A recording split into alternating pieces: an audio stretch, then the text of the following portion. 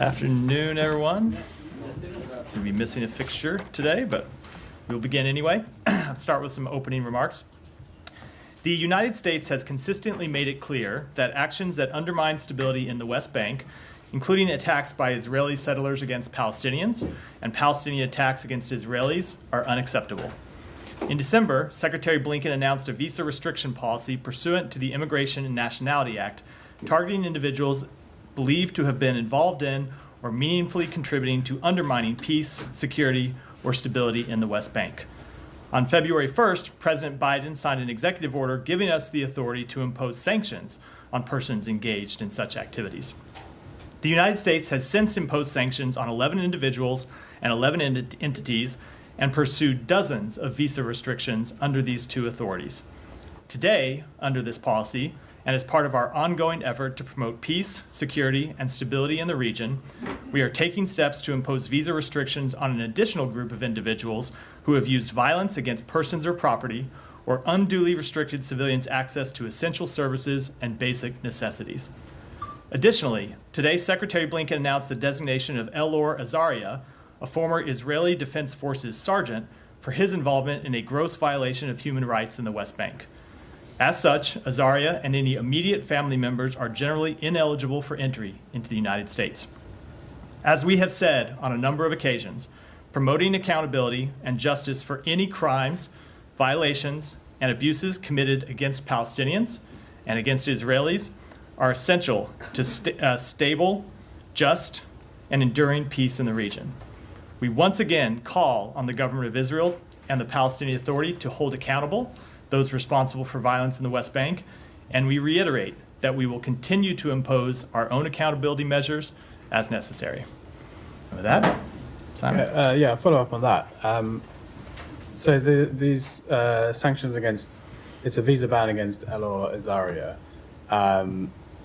Does that sort of imply that he hasn't had that the treatment of his case by the Israeli authorities was not fully in line with the standards of justice that the U.S. would like to see? So we have made clear, let me speak to it generally first, and I'll speak with respect to his case. We have made clear that we want to see appropriate accountability for those involved in violations of human rights in the West Bank, those involved in actions of violence that threaten Palestinians or actions that threaten Israelis. With respect to this particular statute under which he was designated, we are actually required to impose visa restrictions if we find a violation of if we find a gross violation of human rights. So I think there are people who will, obviously there was an action that the IDF took against him, right? He did serve time. And I think people can appropriately question whether that was the right amount of time or not. But we are actually separate and apart from that analysis. When we find a gross violation of human rights by a government official, and we did find a gross violation of human rights by this official, we are required to impose this measure whether or not the government of Israel has taken its own accountability measures. Right, and so this was one of the cases that was involved in earlier this year, the Leahy determinations that you guys made. According to the memo of justification that the organization Dawn obtained and posted online, it includes a discussion. It's a State Department document, but includes a discussion of the case and says Secretary of State determined that the government of Israel is taking effective steps to bring to justice the responsible member. So specifically talking about this case, but isn't there like a mixed message here if you're also saying this is 8 years after the fact, but we're taking this action against this individual, but you're also saying justice has been done in this case. So as I just noted, whether you believe the steps that they have taken are appropriate or not, and we did find that those steps were appropriate for remediation under the provisions required by the Leahy law when it comes to continue to provide training and assistance to that unit. Separate and apart from that analysis, whether you believe that appropriate remediation measures or appropriate accountability measures have been taken or not, if we find a gross violation of human rights, and we did here, we are required to impose this visa restriction. So that's what we have done. Right, but I guess people would say, people would look at this and say, well, you're imposing a sanction on the individual, but the institution that he's part of, the whole point of the Leahy law is to stop U.S. assistance going, weapons and assistance going to units that are involved in human rights violations. In this case, you've determined that this was a gross violation of human rights. I think he ended up serving 9 months in prison. As you said, it's debatable, but isn't there a question here over whether you're really following the spirit of the Leahy law, where this unit is still able to receive U.S. weapons? So the purpose of the Leahy law, it's not just, I think that misstates the purpose of the Leahy law. It's not in every instance to just suspend military assistance. What we are trying to do, what the Leahy law exists to do, is to incentivize foreign governments to take corrective measures when units commit violations of human rights. So that's why the Leahy law has written into it, if you find a violation of human rights by a unit, military assistance isn't immediately suspended. You have to look and see whether they've taken appropriate accountability measures and appropriate remediation measures, because we want governments to do that. I think it's true about every military in the world that there are times in conflict where you're going to have individual soldiers and individual units who act outside the code of conduct of that unit or potentially act outside the laws of war, and you judge the country by whether they have a system that corrects for those violations and holds people accountable. And that's what the Leahy law is trying to incentivize. So do you think that someone who's been found guilty of extrajudicially killing an unarmed Palestinian, given everything you've said about the need for action to be taken to make sure stability is maintained in the West Bank, this is a very sort of febrile atmosphere there. Cases like this have contributed massively to that instability. So the institution that we're talking about has basically concluded that crime needed a 9-month jail sentence, and that's sort of that's sufficient. Do you agree that that's sufficient? So I'm going to answer that in rather than weigh in on one specific sentence, which ultimately that is a question for the Israeli legal system.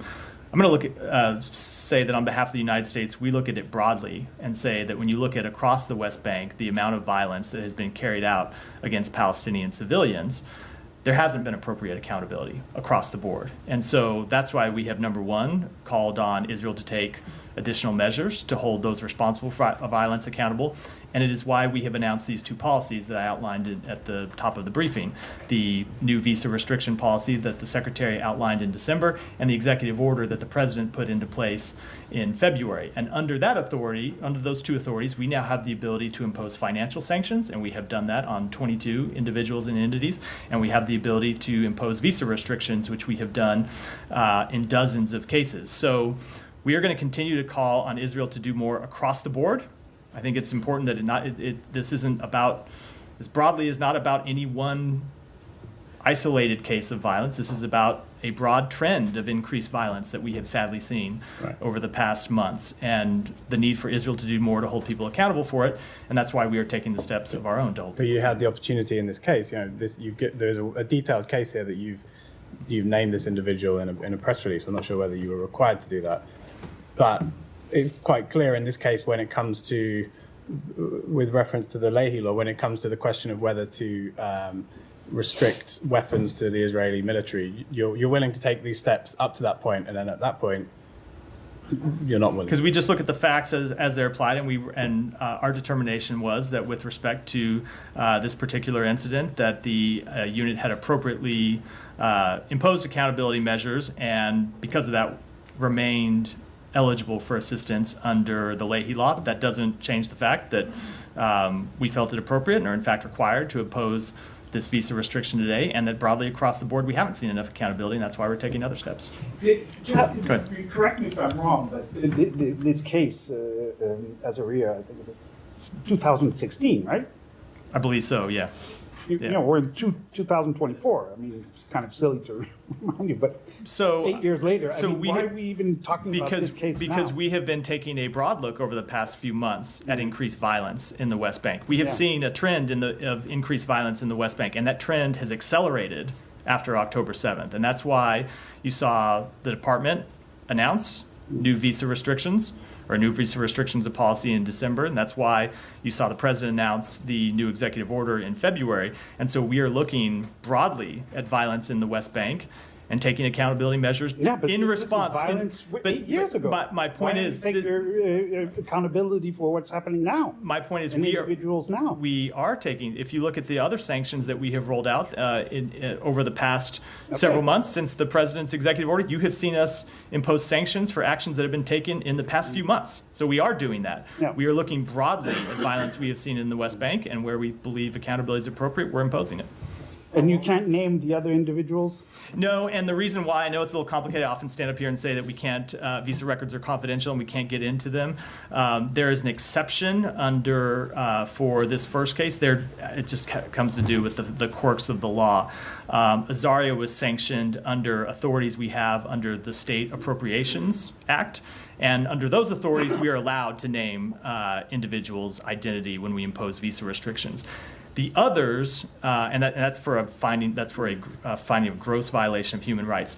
The others on whom we've imposed visa restrictions, and this is true for the other dozens of individuals for whom we've imposed visa restrictions in the past few months, we are imposing those restrictions under the Immigration and Nationality Act, and the text of that law mandates that we keep the names confidential.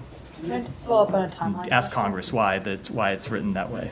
How far back are you guys going in this process in terms of looking at cases that could be considered to be subject to the EO or the new visa restriction policy that the Secretary laid out? I don't think I want to get into that from here, other than to say, as I noted, we are looking at broadly at violence in the West Bank and actions that undermine the security and stability in the West Bank, and we will not hesitate to take additional measures. You've now seen, I think, a pretty steady tempo You might go of back visa more than 8 restrictions. years I'm not, and look at I'm not cases? going to give it time. You have seen a pretty steady tempo now over the past few months of financial sanctions and visa restrictions coming out of this department, and you should expect accountability measures to continue. Can you just help us understand, though, the process a little bit more? Because it seems you rolled out some restrictions for action that's been taken in the last few months, and then there's this one of 8 years ago. I mean, it's a little bit confusing to understand what kind of process is being embarked on here. Well, I'm not going to get into the full process, but as I just said in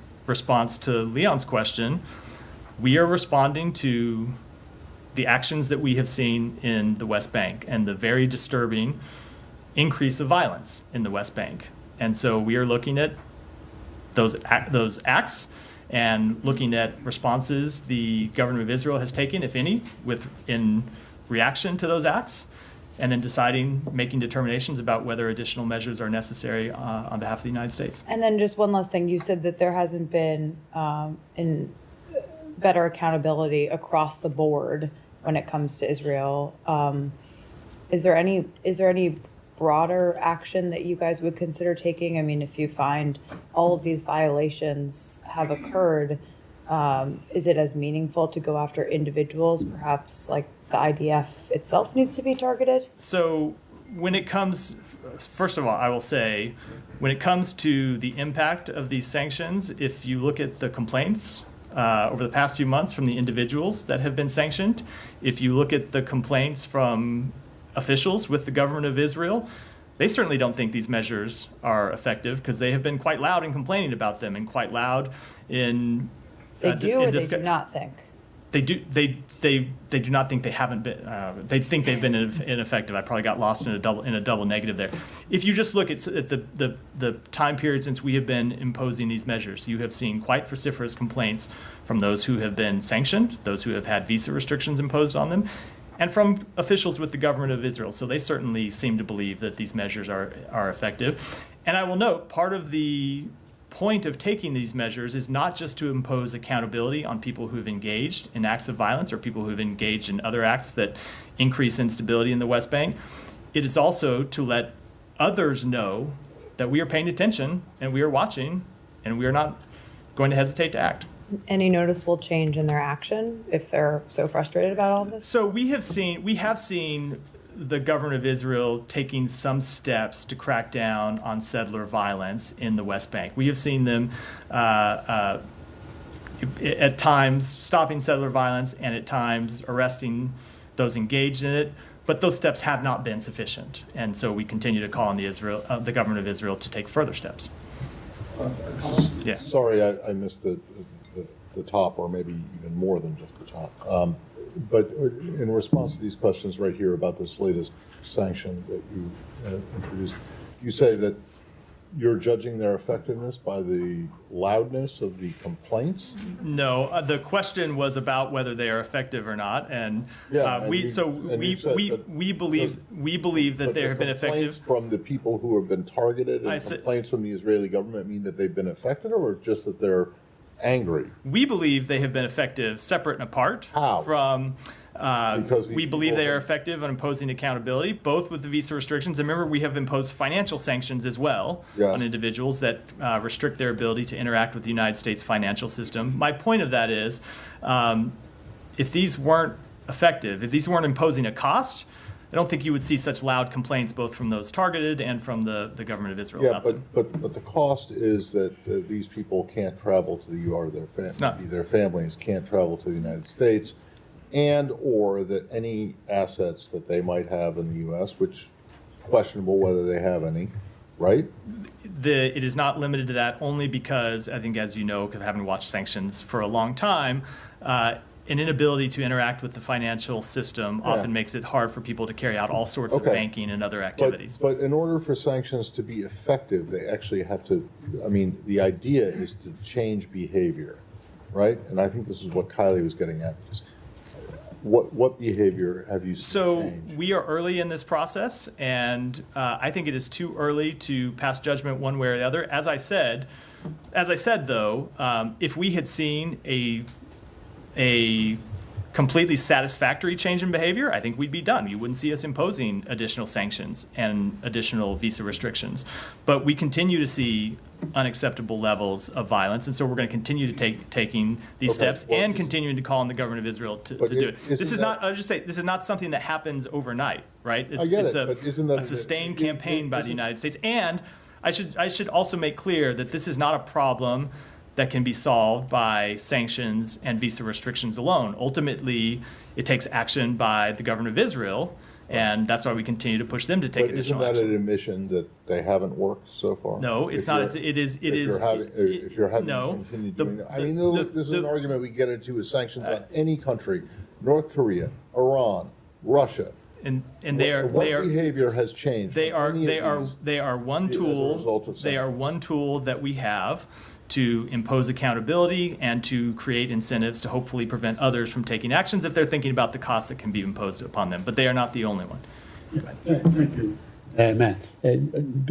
Before I ask my question, just to clarify, what about settlers that may be U.S. citizens or U.S. born? There are a lot of them that have been committing acts of violence and other acts from Kiryat Arba, from the Hebron area and so on. Names are, they're there. Will they be requested to be extradited? Would you do something like this? I'm just trying to clarify. So you can't make an extradition request absent a criminal indictment. So that's the first one. And obviously we don't do criminal indictments in the Department of State. So you would have to wait for the Israelis to indict them criminally? No.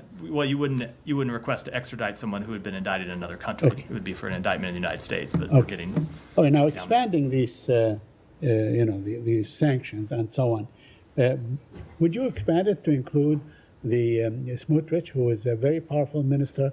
He's virtually the governor of the occupied West Bank and so on, and he encourages these acts, encourages settlements and so on. Would you do something like this to include someone in the Israeli government? So, as always, I am not going to preview any sanctions action or sanctions or potential sanctions action from here before it happens. Right, but he's doing this on a daily basis. He's in rhetoric, in action, in every which way.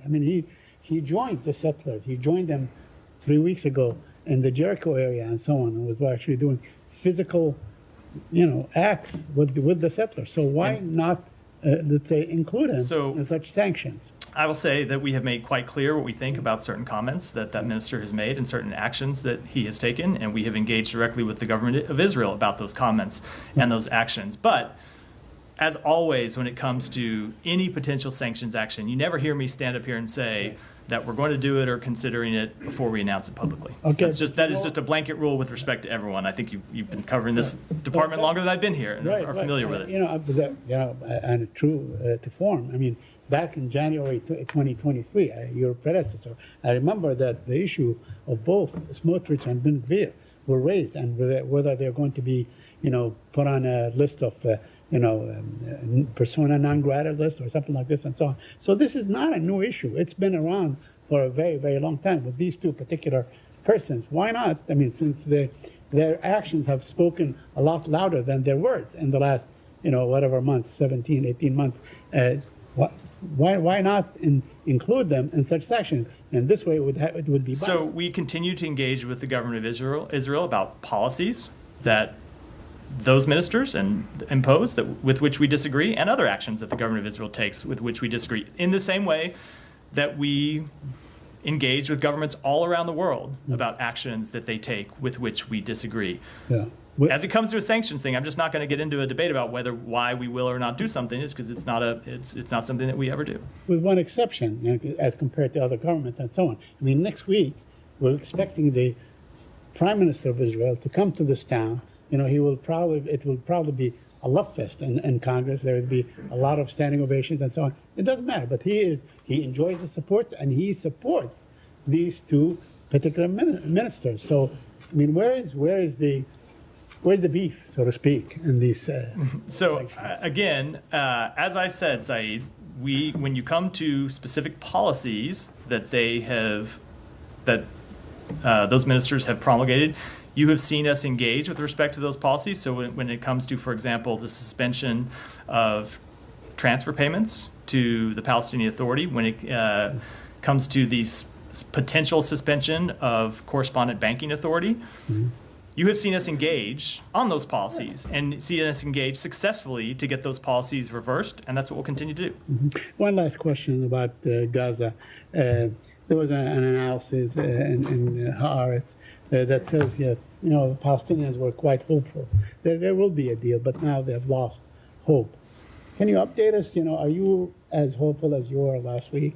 Did this hope dissipate in terms of arriving at a deal and so on? We continue, I think as I said the other day, we continue to be optimistic but also realistic. Optimistic in that we've been able to reach a framework and overcome some of the very real disagreements that we were facing just several weeks ago. But there are still issues that need resolution, and we continue to work to resolve those. I can only I can only imagine what it must be like to be living in the midst of this conflict, and how much the people of Gaza must want a ceasefire to be reached. And we understand the suffering that they are going through, and that's why we are pushing so hard every day on behalf of the United States, with our mediators, with the government of Israel, to try to bridge these final differences and get a ceasefire, because we realize that it is an urgent priority for those people who continue to suffer. And my last, I promise. It's like 7 or 8, but that's okay. Yeah. I mean, I think the last one you said was the last one, Saeed. Okay. Knowing what you no know one else now, has their hand up, so I'm not, knowing, cue 10 hands, right? Go ahead, sorry. knowing what you know now about the course of this latest round of negotiations. Now, if it falters like the others have, will the onus be placed on Hamas as you guys did in the past, or would it be placed on the Israelis? I'm not knowing what you know now. So I'm not going to deal with a hypothetical. We're trying to get a deal, and if it breaks down, we'll deal with the circumstances as they're presented to us at the time. But I'm not going to speculate about what those circumstances would be in advance. Go ahead. Thank you very much. Any reaction or maybe concern from allies regarding the conviction of Senator Menendez, because he was the chair of the Senate Foreign Relations Committee, holding a very powerful position at the Congress. Is there anyone raising among allies eyebrows regarding his maybe past remarks or actions? Like, for instance, in Turkey, he's long been known for his attempts to block F-16 sales to Turkey and then causing a stir in ties between Washington and Ankara? I am not aware of any concerns that have been raised to us, but that would be natural. Congress is obviously an independent branch of our government, and I think most of the foreign governments with which we engage understand that quite well. Thank you. Yeah, go ahead. Thank you, Matt.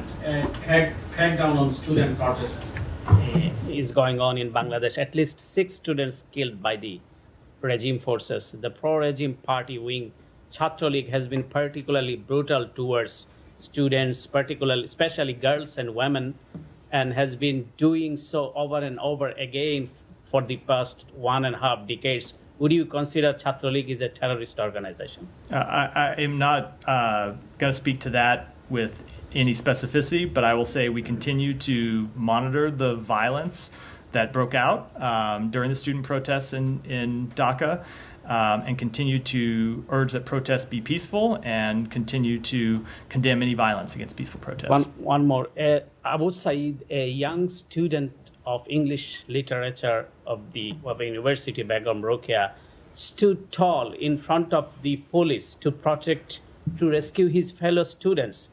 But regime force did not hesitate to shoot him, and he even did not realize that he had been shot while he trying to rescue his friends. This is how the Sheikh Hasina maintains power just before the sham election. I'm sorry. The Secretary of State said whole world is watching on the Bangladesh election, and the State Department and US will take necessary all steps for this. But when people rights are robbed, all of a sudden you become silent. Why is that? So, first of all, that's not accurate. You have heard me say several times this week, said it on Monday, I think I said it again yesterday, I said it again today, that we condemn any violence against peaceful protests. We've been watching this matter very closely, both from our embassy and officials here in Washington. Have been monitoring the protests, have seen the reports of people dying, being killed in the protests. And we, again, call on the government to uphold individuals' rights to protest peacefully. Thank you. Back on Gaza, there is a photo of Israeli soldiers posing in front of the Turkish-Palestinian Friendship Hospital in Gaza, widely circulated online. Turkish Foreign Ministry also condemned it. And I'm going to ask your reaction to it, because whenever we ask you about civilian killings in Gaza, you blame Hamas, accusing Hamas of hiding behind civilians, operating within hospitals and schools. And here in this case, it appears that IDF soldiers are also using a hospital in Gaza as their military base. There are also reports indicating that. Is this concerning you? And do you think this is a violation of international law? So I have not seen this particular picture or this specific report, so I'm not able to comment on it. But I'm happy. The context is always important, so I'm reluctant to comment on it without knowing the full context, but I am happy to take a look at it and have comment for you on it. There was also a report by Washington Post in May, shared the satellite images showing that, Israeli soldiers is using this hospital as their base. And generally, do you think using hospitals as military base is a violation of international law? So I'm not going to speak to violations of international law because I'm not a lawyer, and I always want to be careful and check with lawyers before I make such proclamations from here. But obviously, absolutely no one should be using a hospital as a military base. No one in Gaza, no one anywhere in the world should be hiding inside a hospital and using a hospital or using patients as human shields. That applies to everyone. Now, with respect to this specific incident, I just have to look at the details to be able to comment on it, but as a general principle, absolutely that applies to everyone involved in the conflict. Sorry, I'm changing subjects. Is State Department worried or have any thoughts on Donald Trump's comments on Taiwan? First of all, do you agree with what he said, that Taiwan should pay for its defense? And second, it raises the question of what the next president, or whomever it is, would do in case there were an attack against a Chinese attack against Taiwan. I wonder if those comments worry you in any way or form or another. So I think I said this yesterday, it's going to be a tricky few months where I have to walk the line of what I can and can't say about remarks that are made on the campaign trail. But I will point out that Taiwan has been paying for its own defense. Taiwan has been purchasing military equipment from the United States to the tune of billions of dollars.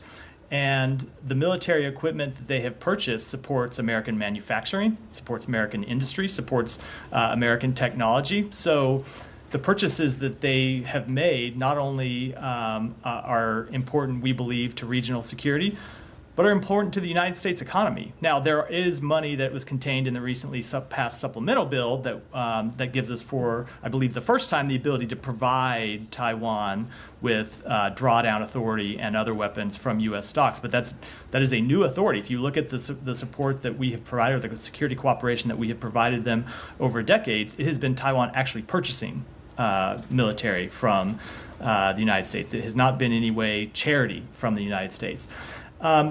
And I would just point out that we continue to believe that cross-strait peace and stability is essential to the United States. It's essential to the American people. It's essential to the global economy. And the United States, of course, is inherently wrapped up in the global economy. And anything that contributes to instability across the Taiwan Strait can potentially damage the economy here at home. So that's why these issues are so incredibly important.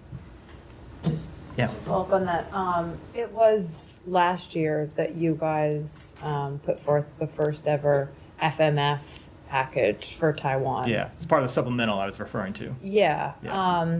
Can you just help us understand, before that, there had never been any kind of U.S. military assistance going to Taiwan that Taiwan wasn't paying for. Is that correct? Correct, before. Okay. And what prompted the Biden administration and Congress to make this decision now, that now there would be U.S. military assistance that would be in part paid for by U.S. taxpayers? It was a reflection of our longstanding commitment, but obviously we make assessments all the time related to what our longstanding commitment has been to make available to Taiwan the defense articles and services necessary for it to maintain a sufficient self-defense capability. Over time, that has been through weapons sales, as I just mentioned a moment ago, and then we made the assessment that it was appropriate to provide FMF assistance as well. Was that because,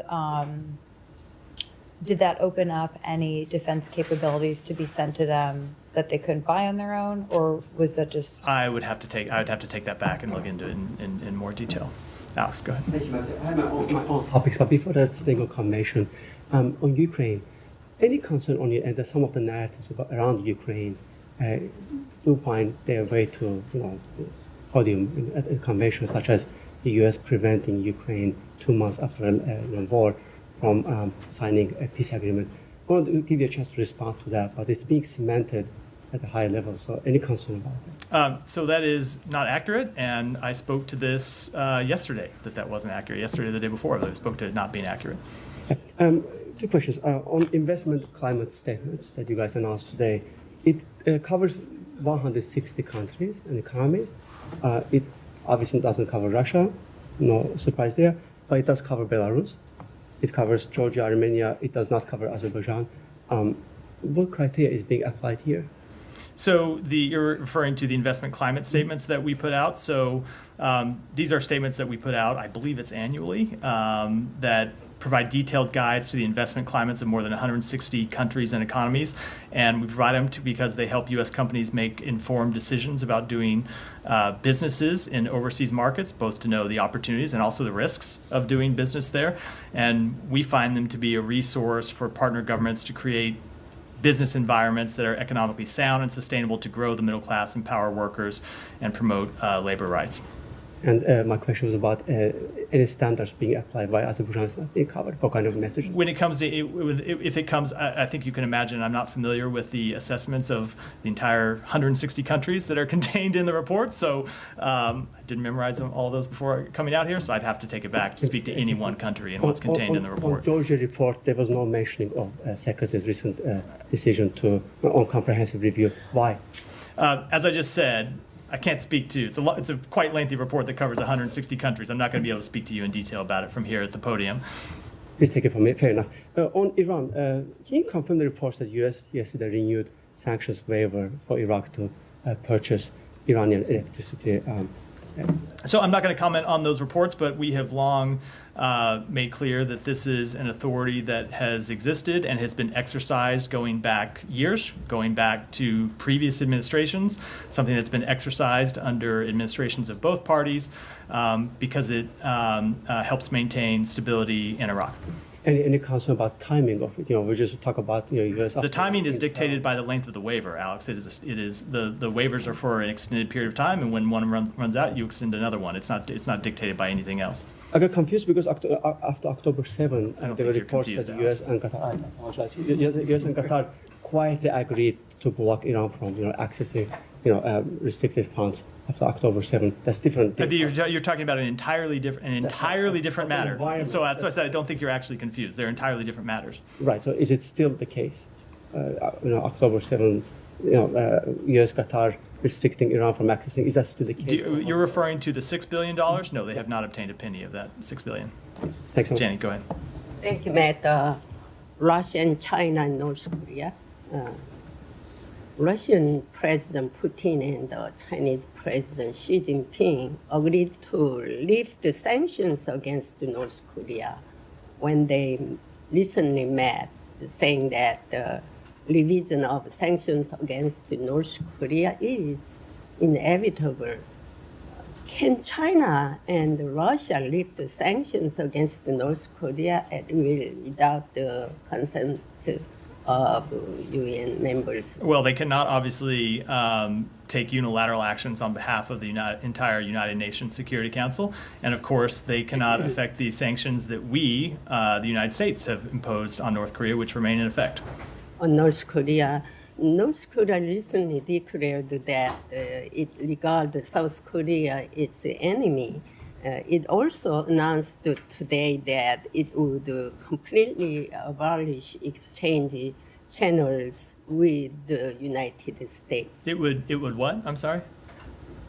It would completely abolish exchange channels with the United States. How do you think the diplomatic dialogue with North Korea that the United States wants will proceed in the future? So I don't have any updates on that. We have made quite clear for some time that we welcome diplomacy, and we have seen that desire met with provocative actions by North Korea. So we continue to believe that diplomacy is the best way to address our very serious concerns.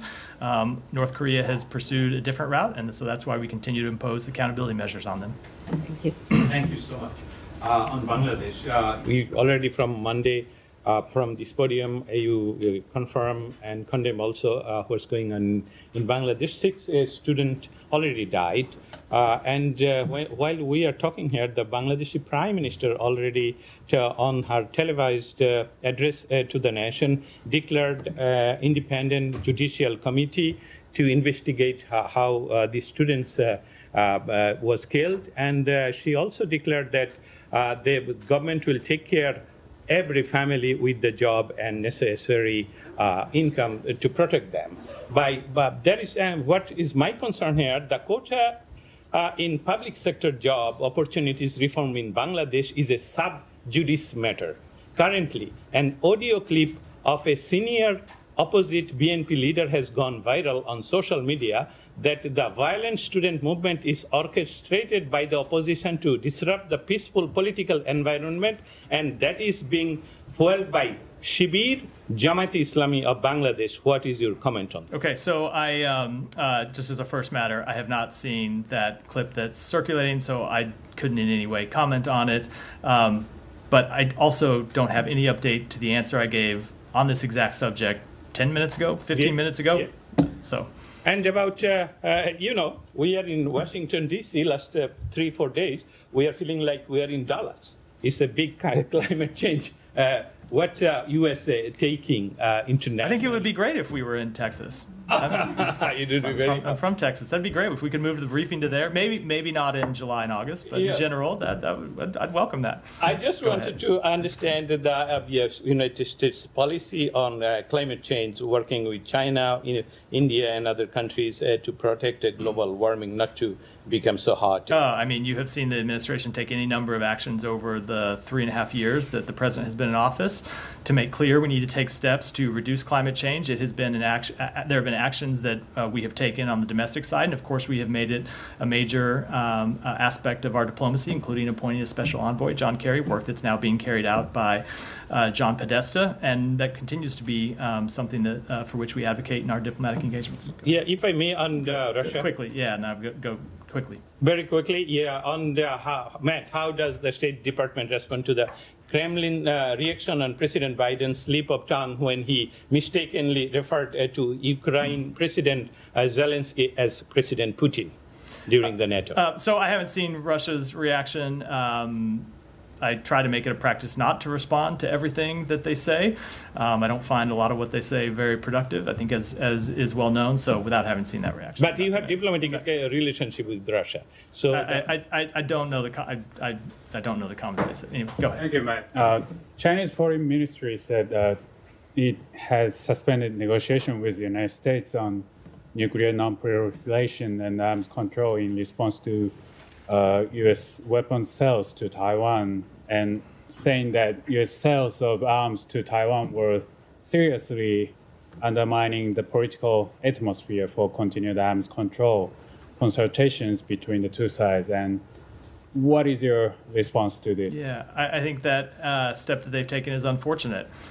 China has chosen to follow Russia's lead in asserting that engagement on arms control can't proceed when there are other challenges in the bilateral relationship. We think this approach undermines strategic stability. It increases the risk of arms race dynamics. We have made efforts to bolster the defense of our allies and partners in the Indo-Pacific, and we will continue to make those efforts in the face of Chinese threats to their security. I would say, unfortunately, by suspending these consultations, China has chosen not to pursue efforts that would manage strategic risks and prevent costly arms races, but we, the United States, will remain open to developing and implementing concrete risk reduction measures with China. However, it requires a PRC willing to also manage strategic risks. Just make sure, last time you guys had this talks on nuclear arms control was last November, right? I'd have to check and get the exact. And then another one. Yesterday, a North Korean expert and a former CIA analyst has been indicted by the New York grand jury on charges of secretly working for the South Korean government in exchanges for goods and so on. And at one point, she passed handwritten notes to South Korean sides from an off-the-record meeting that she participated in with Secretary Blinken. It's an ongoing case, so I'm sure you don't have the comment. But do you have any concerns on these activities of South Korean intelligence in the U.S. soil? So you're right. I'm not going to comment on what is still an ongoing law enforcement matter. I will say more generally that the reason the Foreign Agents Registration Act exists is so that those of us in government, as well as people in the public as well, but speaking on behalf of the State Department, those of us in government know when we engage with people who come in to meet with us, who they're representing, whether they are representing themselves or whether they are representing a foreign government. That's why that law is passed. That's why the Justice Department vigorously enforces it, and it's of course appropriate for them to do so. Did you have any conversation on this issue with South Korean side? I'm just not going to get in comment on that at all. When it gets to anything specific to this matter, it's not appropriate for me to comment. We're wrapped for today. Thanks, everyone.